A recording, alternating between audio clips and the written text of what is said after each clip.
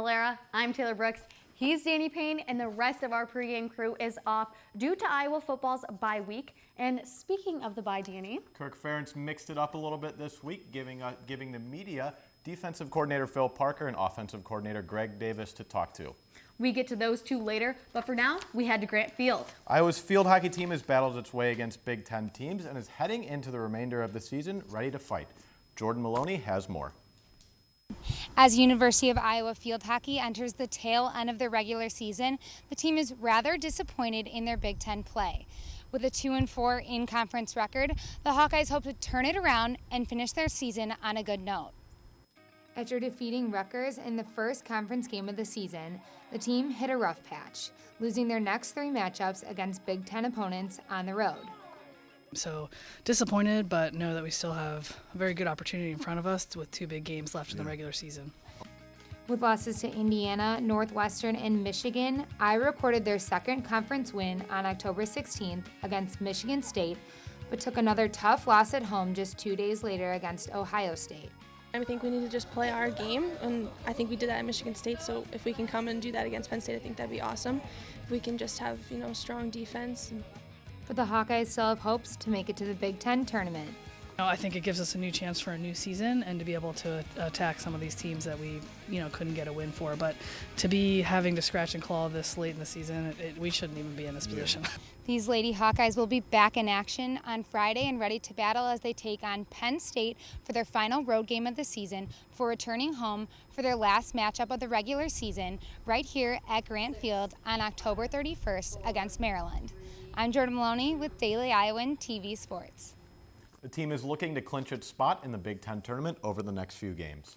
Another team in the Big Ten grind is Iowa football, of course. After much anticipation from the start of the season about how this year would end up, it's fair to say Iowa has defied those odds so far. Definitely. I can probably vouch for this team and say it probably happened during the Pittsburgh game when Marshall Kane hit that 57-yard last-second field goal. That's when heads really started to turn to make this team the real deal. I would have to agree, Taylor. And Pittsburgh jumping into the AP Top 25 poll this week, debuting at number 25. Now that Iowa is about midway through their season, their bye week came at the perfect time, Danny. That's right, especially for those injured players. And Iowa's mindset is if you survive injuries, you end up with depth. I couldn't agree more, and offensive coordinator Greg Davis couldn't agree more either. And he's impressed at how the offense is looking as a I think that, our backs are doing a good job.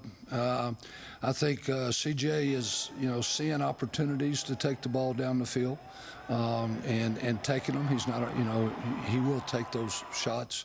The other thing I think that goes unnoticed, 2 things really. Our fullbacks have done a great job, and our wide receivers have done a great job.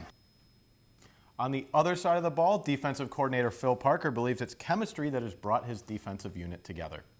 The intensity that they come into the meeting and the preparation that they do. I mean, this team has a chemistry and togetherness that reminds me of some of the teams back in the early 2002, 2004, teams that are collectively, they understand, they're in the room, they're talking, and it's really important to each other. And I think the chemistry of the team is probably the most important thing, and that's really impressed me.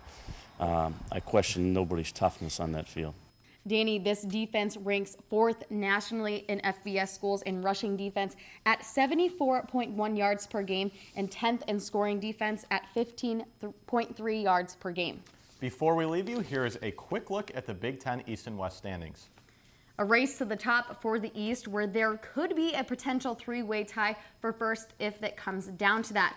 As for the West, as long as Iowa wins out, there's no question there. A lot to determine these next few weeks, and Daily Iowan TV will have all of the updates for you to